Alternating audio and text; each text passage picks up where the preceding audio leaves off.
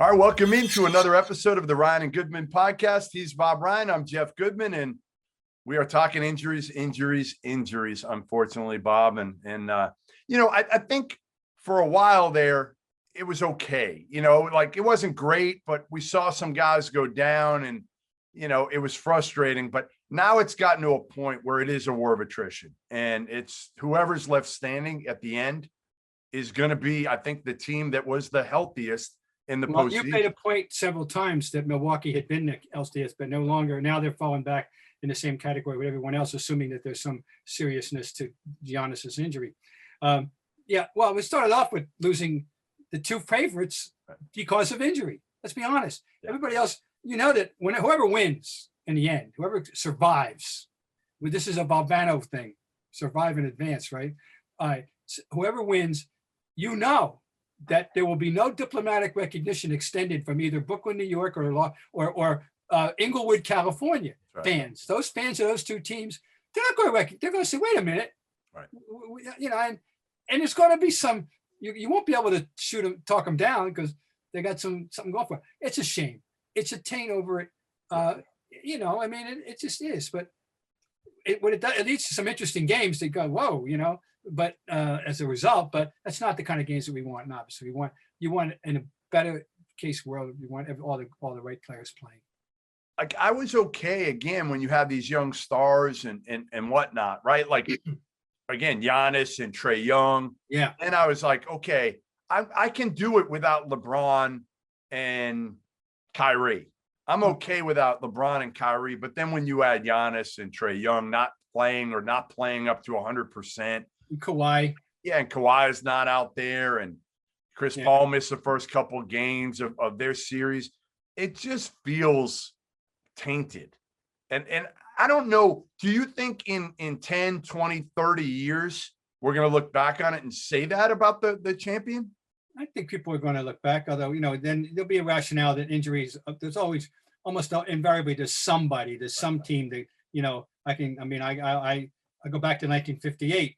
The Celtics win 12 out of 13 if Russell doesn't get hurt, period. I'm not going to listen to anybody in St. Louis telling me otherwise. So that's 63 years ago we could have made this argument. And then I'll fast forward it 10 years, okay? In 1968, if Billy Cunningham doesn't get hurt and miss games when the Sixers are up 3-1 against the Celtics, they're not coming back against the 76ers that year to win they win that one. All right, so now we're up to 53 years. So this has been going on for a long time. But I don't think we've ever had the scope that we have in 2021. The number of teams that are affected that might have had a shot, I don't think we've ever had the complete, the totality of injury affecting everything as we do this year. And it was all really for money. I mean, let's face it, it was all for money for the most part. Otherwise, they could have played an abbreviated schedule. And, this is. But if we attributed all of that, I don't know. I mean, Trae Young's he came down on the referee's foot. Giannis, I don't know. If we can say we can trace it to, body fatigue. I don't know. Right. Who knows? Yeah, no, you're right. I mean, you're right. There just seem to be so many of these. Yeah. Kawhi, I don't know. Is Kawhi's traceable to that or not? I don't know. So, it's just know that we have it. And answer your question, I think historians will kind of put a little circle around this one but look, there's always going to be historical look backs.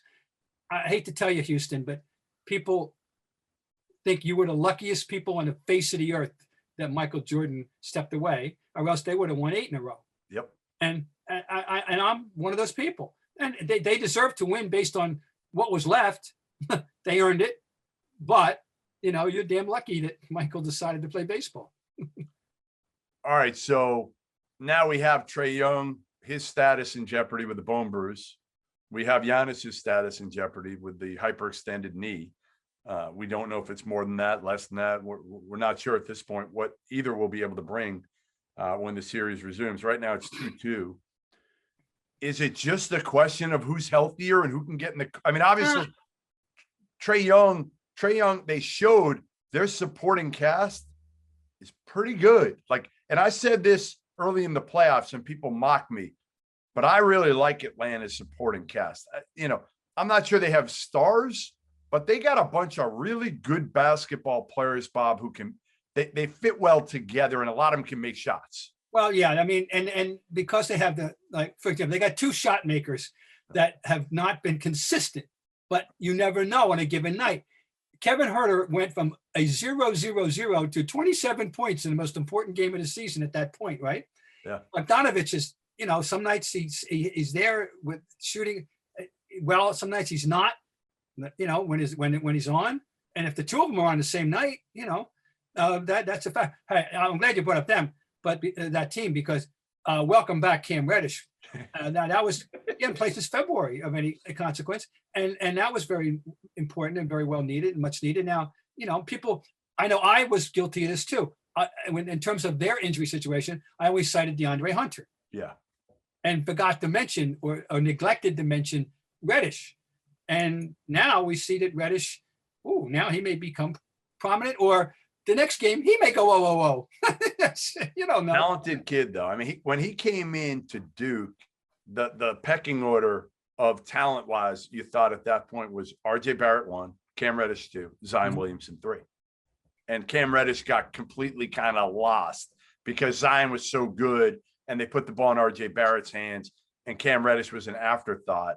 Ended up going kind of late in the lottery, but they've done a great job drafting. Travis Schlenk's done a great job drafting.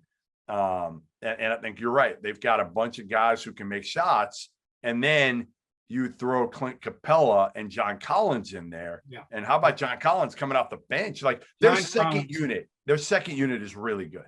John Collins has been a factor throughout the playoffs and gets better and better. And I've been a pretty good member of the Capella fan club going back to Houston. So I was no, I'm not. I don't know that it's crazy. I didn't anticipate the blowouts, the two that we've seen, into the nature of them. You never anticipate a blowout. You anticipate some kind of equity and parity. You don't anticipate a blowout. So especially didn't anticipate a blowout last night. So here we are. I mean, I don't know, but if you would say, all right, if there's no Young and there's no Giannis, who's got the advantage? Well, I don't know. I know one thing. Let's talk about Khris Middleton. We were all canonizing him after the game before. Yeah. And that didn't, suddenly the carriage turned back into a pumpkin last night for him. Yeah. And I like Middleton, and most nights I think he shows up. I do. Yeah. But I think when you take Giannis off the floor, and I know Middleton wasn't great in the first half before Giannis got hurt, but when you take him off the floor and ask Khris Middleton to be a number one without a number, or 1A without 1B, because Giannis is 1 until the final 2 minutes, right? Yeah. And then he becomes 1B. Yeah. And Middleton's got to be 1A because you got to put the ball in his hands because he can make free throws and make shots and whatnot. You wonder how much it affects the psyche of a team like Milwaukee when they hear Trae Young is not playing. I don't think it does because it's such a big game. I think Atlanta, just give them credit. They played better. Well, we got to give credit to an old veteran too. Lew. Yeah, Lew. Sweet Lew. He gave them what they needed. Yeah. Period.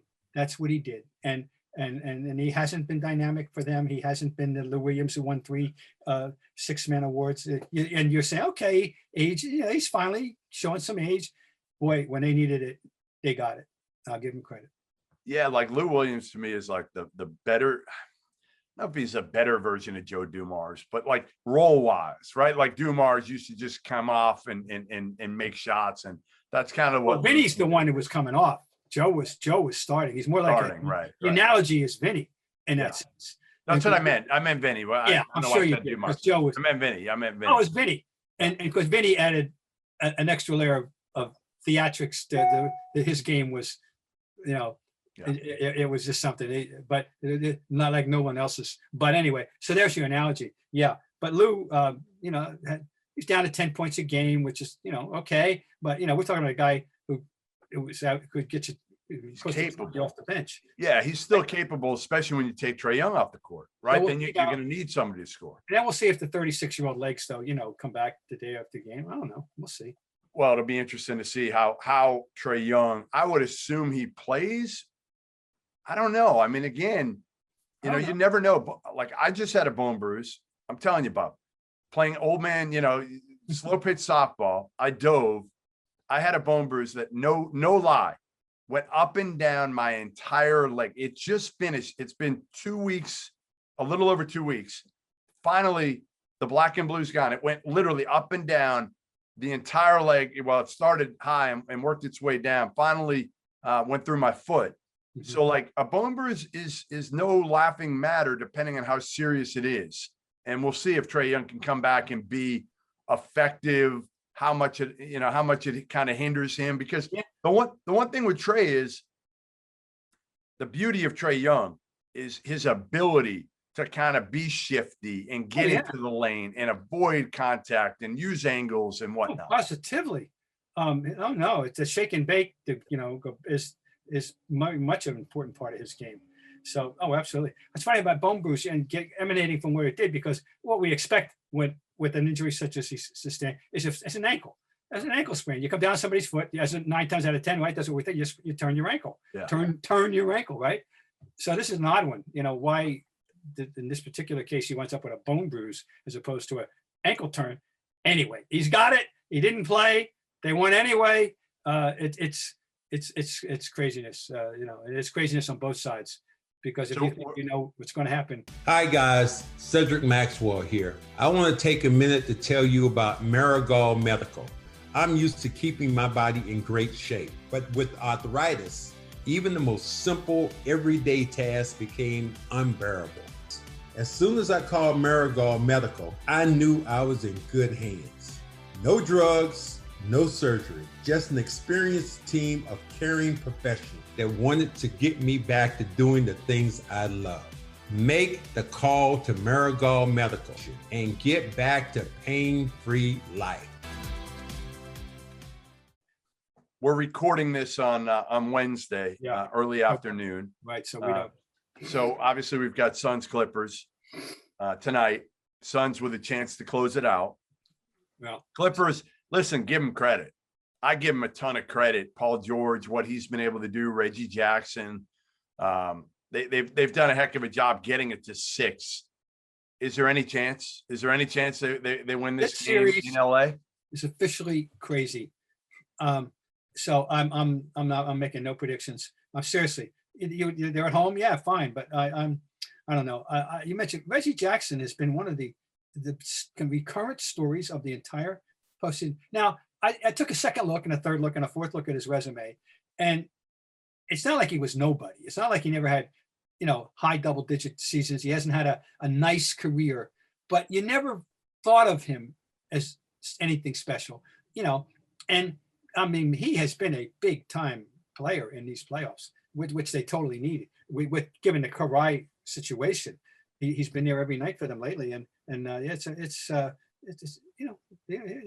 don't think the league paid great attention when he wound up moving to the Clippers. No, and I think it shows you too how much it's about opportunity, right? That there's a lot of guys in the league that have given the opportunity and given the reps and running plays for them. What does it do for their kind of profile, right? What does it do for their ability to make shots? And that's like Reggie Jackson's a perfect example. He had been like a high volume guy on crappy teams for the most part. This is the first time we've seen him do it on a big stage. I mean, who watches Pistons games outside of Nobody. Detroit? Let's be honest, and no offense, but they're one of the most anonymous teams in the league, and have been, it's 17 years since they won. That they sneaked that championship in there, So you like Suns? Are you now? I mean, I still like Suns, but nothing's going to shock me. You like Suns to win it all now, because now they become the team. I have Milwaukee as the team that was kind of the healthiest. Yeah. Now it's that team in Phoenix. Well, we can. Yeah, I know it is, and the whole Chris Paul factor is interesting. The development of Ayton is interesting. I mean, it's. I'll let people who want to put their money down. This is why I don't bet. Many reasons I don't. I'm sorry. Especially this year. Oh, no, this year is insane. This year is absolutely insane. We had a series in which we had no 6 straight road games, and I mean that tells you probably all you need to know, the nature of it all. So I'm just in a sense, I don't have a strong emotional attachment. If you're going to rank my emotional attachment possibilities, it is Phoenix 1 in this of who's left. It is Phoenix 1. And think about it. All three of the other teams are dealing with either their star player out or maybe out, right? Kawhi's gone. Trae Young certainly not going to be healthy. Giannis is not going to be healthy if he comes back at all. So the Suns are the only team left with their best player, and you can honestly say they have their three best players. Except that, you know, Booker's trying to deal with the whole face mask. And Chris Paul, okay, you know, whatever was going on that cost him the 2 games, they never really gave us the full Monty on that one. Right. Exactly, you know, but right, they probably are. Okay, I don't know if I mentioned this last time, but the idea of who's left and the new fresh face factor is so enormous. The combined championship totals of the 4 teams who are left in this franchise, in the city where they now play. Yeah. The Milwaukee Bucks 50 years ago. It's amazing. Won. The Hawks won in St. Louis in 1958, 63 years ago. The Clippers, who came into being as the Buffalo Braves in 1970 and are now in their 3rd city, have never won. Yeah. And of course, and Phoenix has never won. Yep. Phoenix came into being. They and Milwaukee, they were expansion teams the same year in 68, 69. And 69, 68, 69. And of course, Milwaukee won the coin flip, the key coin flip of the second half of the 20th century, right? Yeah. They got Lew Alcindor, who and the Suns got Neil Walk, and no offense. He once had a 20 and 12 year, by the way. Who, Bob? He once had a 20 and 12 year, Neil Walk. Neil Walk? Yeah. He was a decent player, but I never even heard of him, Bob. Are you serious? Oh, okay. I've never heard of Neil Walk. 7-foot center out of Florida. Really? And you know, okay, I'll give him. I'm trying to think of who he would be. He's not quite Robin. Well, his best, he's Robin Lopez at his best. You know, I mean, at his best, Neil Walk, his best. My favorite 7-foot Florida Gator product was Dwayne Chances. Oh yeah, Dwayne Chances. I remember him very well. Right? Remember Dwayne Chances? Anyway, that was a coin. That was a faithful coin flip. Yeah, I guess so. But then again, the Bucks only got one out of it. Right, that's true. Yep. And we got one out of it. You know, Wilt was still hanging around, and they beat him the next year. Wilt outplayed Lew Alcindor. No, he was now, by that time I think he made the name change officially after he won that championship. I think it was an immediate aftermath. I'm pretty sure. So he was, next year, by this time he was Kareem. But Wilt outplayed him. Aging Wilt actually outplayed him in 72. Anyway. How much did you deal with Kareem over the years, Bob? Quite, you know, enough that I was able to get him on his farewell tour in 89. I went out and stalked him, basically. They were coming east for his last game in Boston. I went out, they sent me out to come east on their trip. It started out in a road game at the arena, sports arena, against the Clippers. And we went to Milwaukee, went to Cleveland, we went to New Jersey. And somewhere along the way, he gave me a sit-down interview in a plane, you know, one-on-one. We got it done. Talk music, of course, he did the jazz music thing and everything. But, you know, I knew him. And, you know, he was always engaged. I mean, you know that. He blows me away. He blows me away how intelligent he is. Like, he is just, he's everything he says or writes, I want to read or hear. Everything. He is an extraordinary human being. And the life he has led, you know, growing up in New York, the big, tall Negro, raised Roman Catholic, you know, controversially adopts Islam, the whole career perambulation, the hook shot, the Indian reservations, the books, the history books. I mean, wow, there's nobody like him. He is a sui generis American great. No doubt. All right, let's run through some of these coaching changes here. Oh, yes.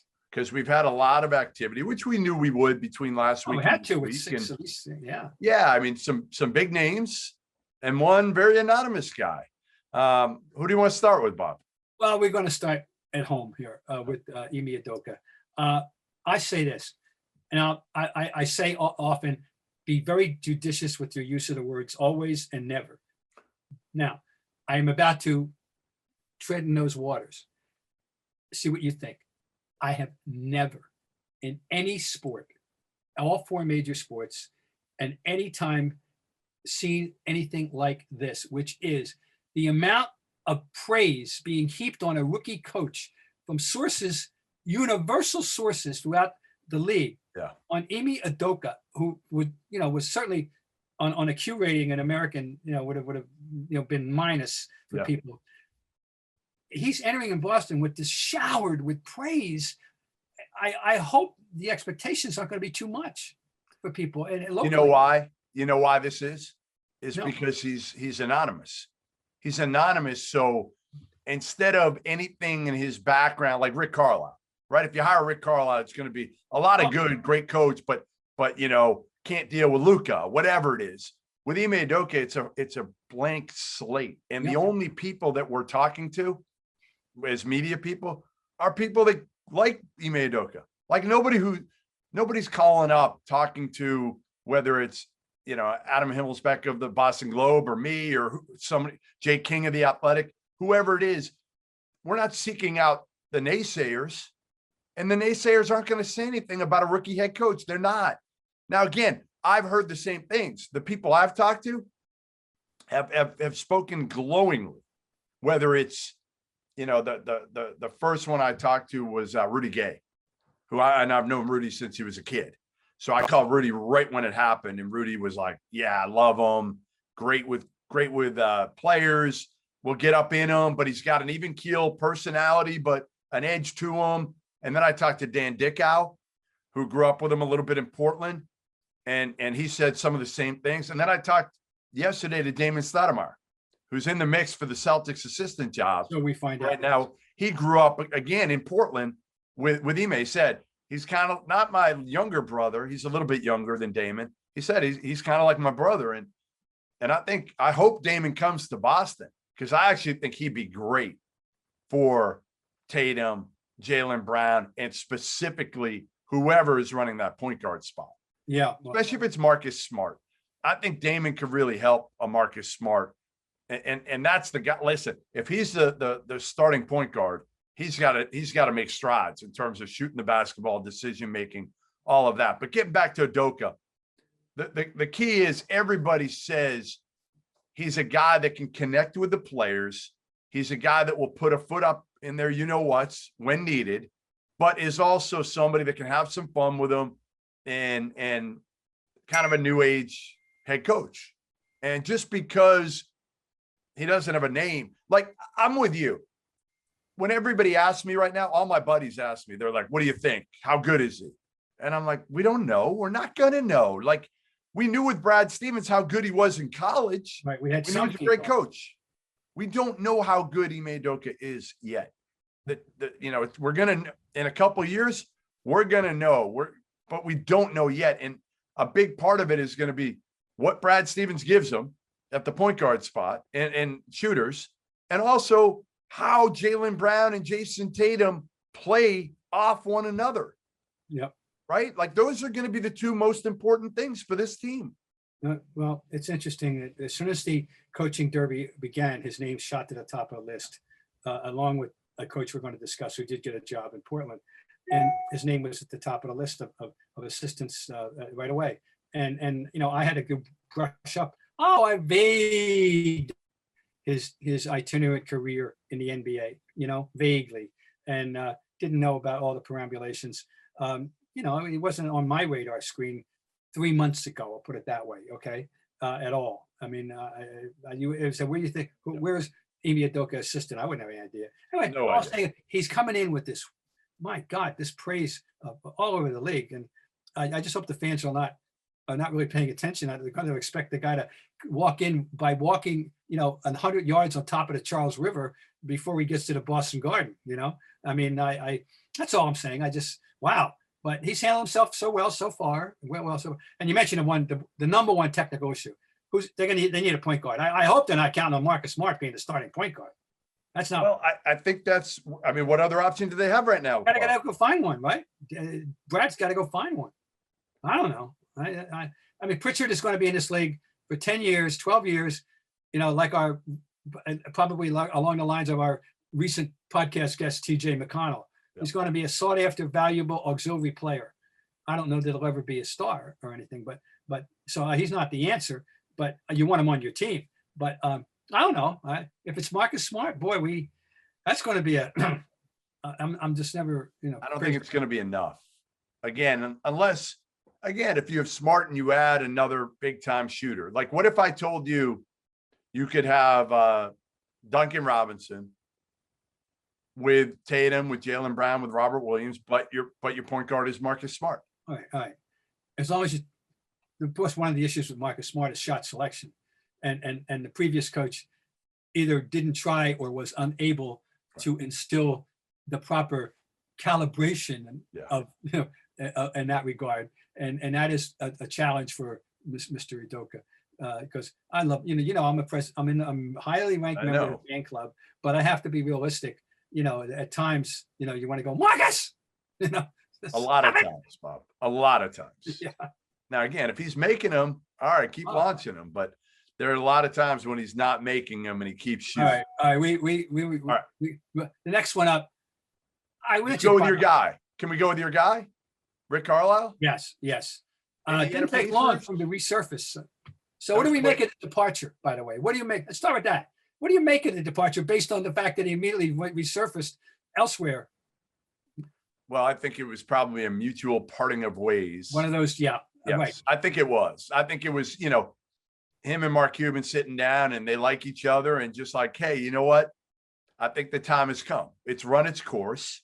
And yeah, I think Rick Carlisle, it's frustrating. I'd heard it's been frustrating for him with Luka, because as great as Luka is also the type of guy that, is he gonna follow to the T what Rick Carlisle spells out for him to do on the court? No, I mean, Luka's gonna just do his own thing.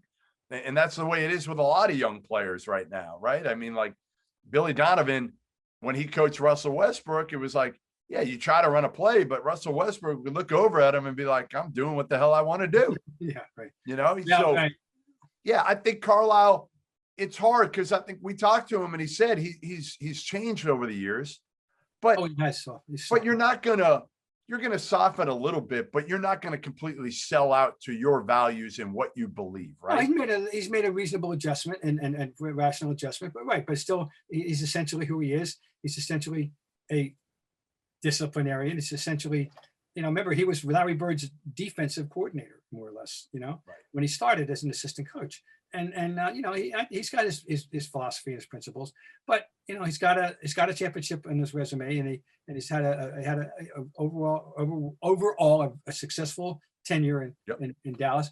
And maybe we reached the Luka thing is a specific thing I was going to say. So over and above the time frame lapse, you got to move on. The voice has got to be heard by somebody else, kind of thing. So he goes to Indiana, which I think we both agree, healthy, has some intriguing players. A lot of them. Yeah, and I was kidding, Rick. I really got I immediately texted him, said, "You've got two of my favorite players, Sabonis and Brogdon." Yep. And Turner can type of players. They're fundamentally sound. Sabonis is like Central Casting sent him over Rick for Rick, no question. And you can yell at him, you could scream at him. Same thing with Brogdon. Same thing with Karis LeVert. Same thing with Miles Turner. Same thing with McDermott and TJ McConnell. If they come back, like he's got a team that fits him better. Now, they don't have that superstar, but they've got a lot of really good players. And if they're healthy, I think Indiana can crack the top 4 in the East. Yeah, I think they're going to be right in there. No question. And so, I'm happy that Rick got to me a good job. What's your grade? Give me. I want the Bob Ryan grading system here. Udoka incomplete. Well, yeah. I mean, how do we know? I mean, it's but Rick, I think Indiana getting him is a B+ A-. Yeah, I would go B+. I go B+. B+. For sure. Okay. All right, then the most polarizing right now is up in Portland, and it's the guy who played 51 games for the Boston Celtics, and that is before being jettisoned by Rick Pitino. That is Chauncey Billups, who has been on the bench for a year with the Clippers. And he was kind of the guy all along that I had heard from the day it opened in Portland. He was the favorite. I don't know if Becky Hammond's got a fair shake at all here. Mhm. I feel bad, but I think she's become a token interview. I hope I'm wrong, but I think she's become a token interview for a lot of places. But what do you make of Chauncey Billups and the press conference and the first question? Two separate. This is a completely, I won't say extraneous, but parallel issue. Yeah. Nothing to do with what a coach is going to do. I'll just say this. I have no recollection of any of this when it allegedly happened in Boston. None, zero. So it was suppressed. I had no idea ever about this. And sexual assault, right? And yeah, that it was no charges were filed, but there was a settlement. Yep. Settlements always, leave you with certain inferences. Yeah. All right. But I this stunned me when it came to light because I have any idea. These are times, we live in the aftermath or very much in the forefront of the Me Too era. Yep. It didn't go over real well in that regard. And then of course they got Damian Lillard caught in the middle, really in terms of not knowing, and I'm sympathetic to Damian Lillard in regard to the fact that I can see him saying, "Hey, I was 7 and 8 years old. I wasn't reading the newspapers." Right. And he's like, if you and I didn't know about it, was there any reason for him to know about it? I'm sure he didn't know, but we heard it leading up to his hiring. That's where we heard it. There's no way Damian Lillard didn't know 2-3 weeks ago. Yeah, all right. That's what I would say. Is none of us knew probably or remembered from 20 years ago. But they knew, Portland knew leading up to it. It got out there a little bit. You wonder if it was planted by somebody else who was trying to get the job. I don't know, but they went ahead. They hired Chauncey Billups. And now the big question, go ahead. Is there is society allow someone to be remorseful and make amends? Which, whether it's, I would have liked to have heard him answer the question, Bob. Yeah, whether it's Chauncey Billups or your next door neighbor or your brother-in-law. They shut down the inquiry. Which they can't do that. You just can't do that. You know what? You got to be a big boy. They did. You know it's coming. Right. Exactly. You know it's coming. You know it's going to keep coming. This is not the way you want to. This is not. So there's a cloud hanging over this. And now, his name immediately. Now let's talk about basketball. Yeah. His name immediately went to the surface. Everyone identified that he was a candidate for any of the jobs. So his stature has clearly, been fixed in the league society that he was a comer and a very logical choice to become a head coach on a basketball basis. So we, on a team which, they've not, they've been hanging around, but not able to get beyond that first round barrier with a backcourt that can get you 60 points on any given night, and with a pretty useful big man when he's healthy. And that's the biggest thing, though, Bob. The biggest thing is whether he can keep Damian Lillard there, right? Because if you lose Lillard, well, who just we upped in 2019, right? But now is this going to shake him up? And so they got a mess on their hands. They do. Or do I go that far to say mess? They have a situation. I don't know if it's a mess. Situation.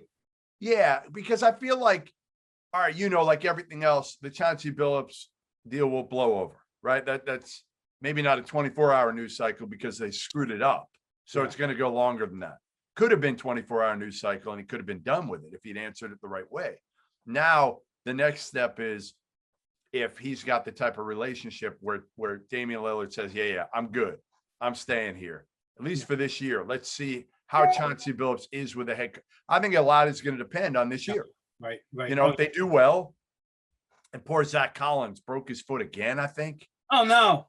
Yeah, I think he had another re-injured it, so he's out again. And so, I feel bad because they need a guy like him. Like Zach Collins was coming and really coming, and now college a lot to re-injure it, that'll give them a little bit of a hit. All right, so he's polarizing. What about Jason Kidd in Dallas? Talk about polarizing. I don't know about you, but I won't say never, but there are very few people that can, when you mention their name, you get completely contrasting opinions on him, like Jason Kidd. Some people love him, and some people absolutely dislike him. When you talk players who have been coached by him, Bob, players who played with him. I think more guys liked him because Jason Kidd got him the basketball. He was a good leader. But is he the right hire? Has he been humbled? The thing is, if you're Dallas, if you're Mark Cuban, who's smart, Yeah, you should be smarter. You don't need this. He's not good enough that you go to the mattress for him in the circumstance. Let somebody else do it. You don't need this. You're inviting. You thought you had that situation in your allegations about the office and all of that under control, and now you've given fuel to the another guy with issues, another guy with off the court issues. This is tone deafness, really, Mark. Yeah. Bad hire in that regard. It's not. Excuse me, inappropriate hire. How's that? An inappropriate hire, not the right fit, the right franchise, in the right time. You couldn't have gone too much longer. I'll put it that way. Yeah, I'm with you. I was surprised in this one, but again, I think so many guys right now want to hire former players with names, and Orlando was another one that threw out there. People thought Penny Hardaway was headed to the Magic, his former franchise, but I talked to him yesterday, and I don't know if it ever, Bob, I don't think it ever got to a point where he was their guy. I think he was in the mix for them, and then the crazy part, I think he leveraged it a little bit for being in the mix because he couldn't hire. There was a stretch. He's tried to hire Larry Brown as an assistant coach at Memphis for the last month or so. Hasn't been able to. I don't think the president or somebody, the AD president, they didn't want it. Well, now he had some leverage. So the day after he withdraws or is out of the mix for the deal, for the job in Orlando, the Magic job, Larry Brown is good to go, and he's now an assistant coach with the Memphis Tigers. Oh my God! Yeah. How about that? He's only had three programs on probation. That's all. In college: Kansas, UCLA, and most recently SMU. He got fired. He did a gig in, I think, Italy, and I think it lasted like half a season, and then he was fired. He's 80 years old. Hell of a coach. We know that. But I just feel like wherever Larry goes, trouble follows. Wow. Larry, sit back, go to your Barca lounger, get the NBA package, open up a nice bottle of red and come on. Hey, the best Larry Brown story. So, I think he lives in Philly, or he did, whatever. So when he was out years ago, he used to go by Villanova's practice all the time just because he had nothing to do. He was out of work, and he would go by Villanova's practice. And at the end of practice, he'd always want to talk to Jay Wright and tell him what he thought and this and that. And then Jay's like the nicest, as you know, like the nicest guy in the world, will talk to anybody. Finally, I think he had it. And he was like telling his assistant, you got to go get Larry after the practice. You got to go head him off. I can't do this after every practice and spend an hour with Larry Brown talking about I got other things to do. But Larry, and listen, Larry loves coaching. He loves coaching, and he's a good coach. He loves coaching, and what he doesn't like are games. Right. Larry would be happy if all you did was coach and practice and didn't have to go through the formality and the tedium of actually watching a game, playing the game. Very true. Remember how many times I tell you I'm a teacher, Oh yeah. But we still got I learned something I did not know that he had been. Yeah, that just happened. And how about, all right, we finish on this. The Utah Jazz kind of reassigned their general manager, Dennis Lindsey. I don't know if you saw that, from GM to consultant. And his title wasn't GM because the GM is Justin Zanuck, but he's above Zanuck. He was the one making the personnel decisions. I had heard a year ago that there was some friction between Lindsey and maybe Quinn Snyder, blah, blah, blah, blah, blah, that Lindsey wasn't long for the GM job, for that job. So I don't know if you remember, a couple of weeks ago, I said, when Danny Ainge stepped down from his post with the Boston Celtics, what did I say, Bob? Yes, that wouldn't be surprised if he winds up with a little post out there in Salt Lake City. I'm just reading the tea leaves here, Bob. I'm just reading the tea leaves and saying that it wouldn't shock me if Daniel Ainge. We have not heard the last from Danny Ainge, period. Right. That's that, and he can go. Listen, he can golf a whole lot more in Salt Lake than he can in Boston. And maybe it's not I don't know what type of position it'll be, but I'd be surprised if he's not involved with the Utah Jazz in some capacity, maybe in the highest capacity of what he was doing here in Boston. Well, well, that wouldn't shock me at all, but given his background and the whole thing, and of course, but and plus the fact that he's not ready to quit. I know that. So how do you like the Brad Stevens era so far as the general manager? Are you all in? Are you like, you feel good about it, or are you just totally?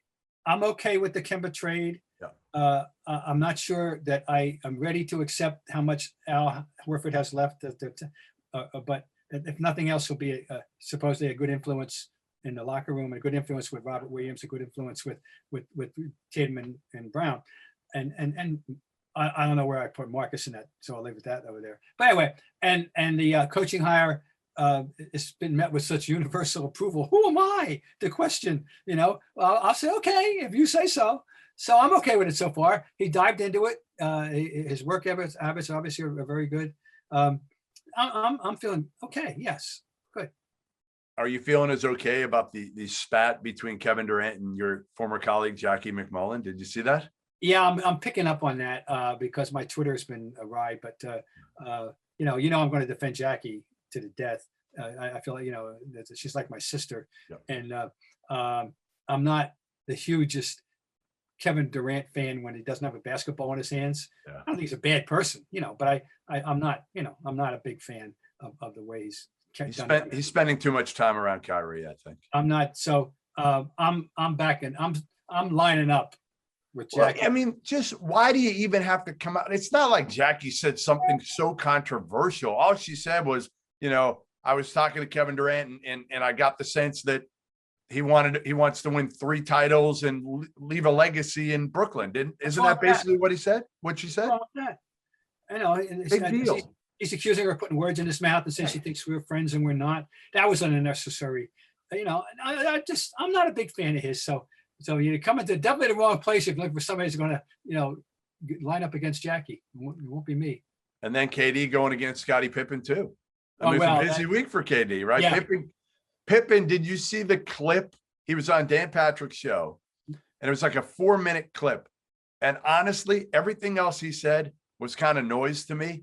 But the one thing I said was playing with Michael Jordan really rubbed off on Scottie Pippen, because in that 4-minute clip, he dropped Scottie Pippen in the third person 5 times. Now, I remember thinking when I was listening to Michael Jordan's retirement, I can't remember which retirement speech it was, which one of them. But I'm telling you, it might have been 100 times. He said his name in the third person. But he's Michael Jordan. He's the GOAT. He's the GOAT. I felt like, all right, he can do that. Scottie Pippen in the third person. When Scottie Pippen finally apologizes for 1.8, I'll start listening to Scottie Pippen. But I'm holding that grudge forever. So who would you rather? Whose career? I saw people arguing on this. Whose career would you rather have? Scottie Pippen's, who was obviously Robin to Michael Jordan, or Kevin Durant, who, again, I mean, listen, he was kind of Robin. I mean, he was Batman, obviously, in Golden State, but hasn't won at the same level as Pippen, but is a better talent. Yeah, he's a better player. Right.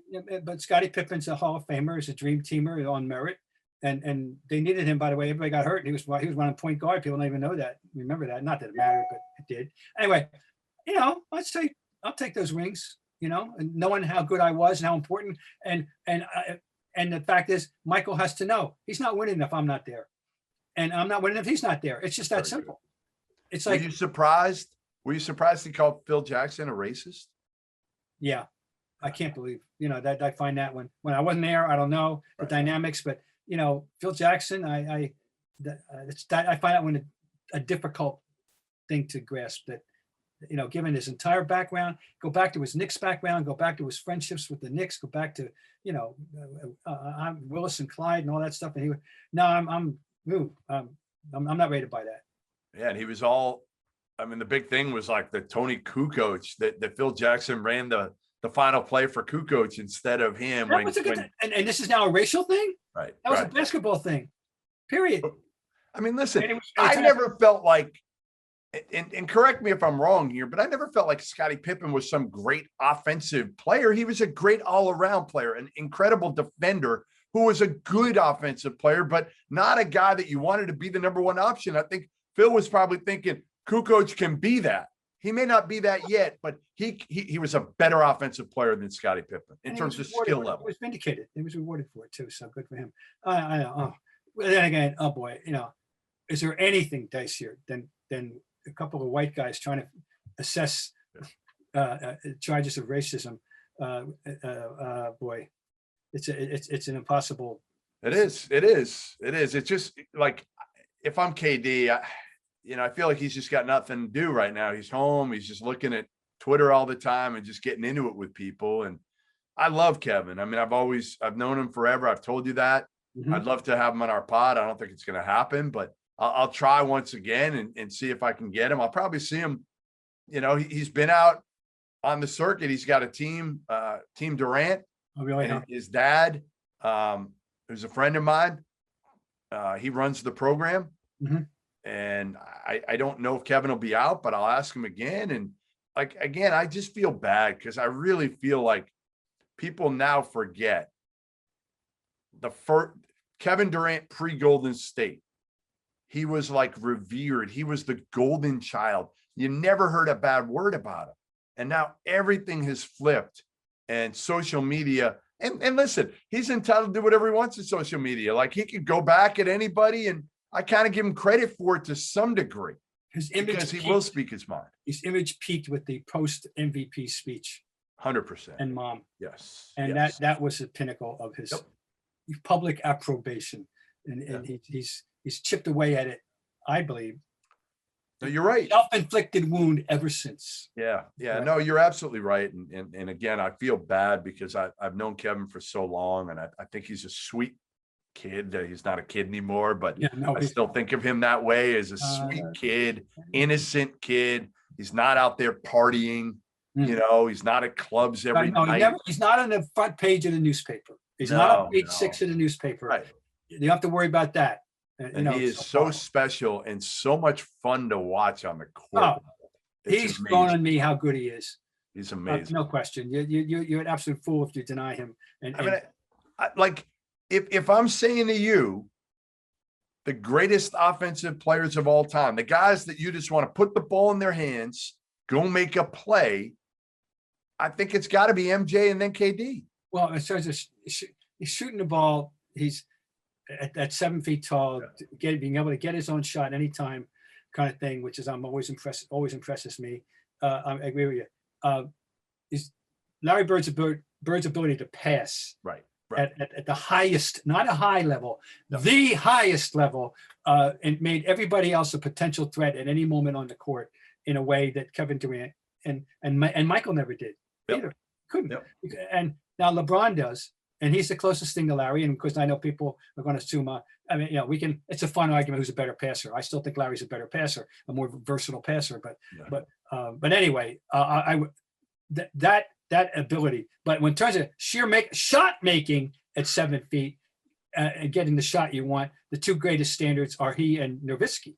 Yeah. But he's a higher level than Nowitzki. All right, there you have it. Because of the handle. Another episode of Ryan and Goodman podcast in the books. Make sure you watch wherever you listen to your podcasts. Also watch live stream every single week. Watch. You don't see the wardrobe. I mean, come on. We'll see you next week, and we'll maybe we should put in a request for Ime Udoka. Ooh, well, he might be a busy fellow, but he could. But listen, who would he rather speak to than Bob Bryant? Well, nobody. Sure. All right, we'll see you next week. Okay.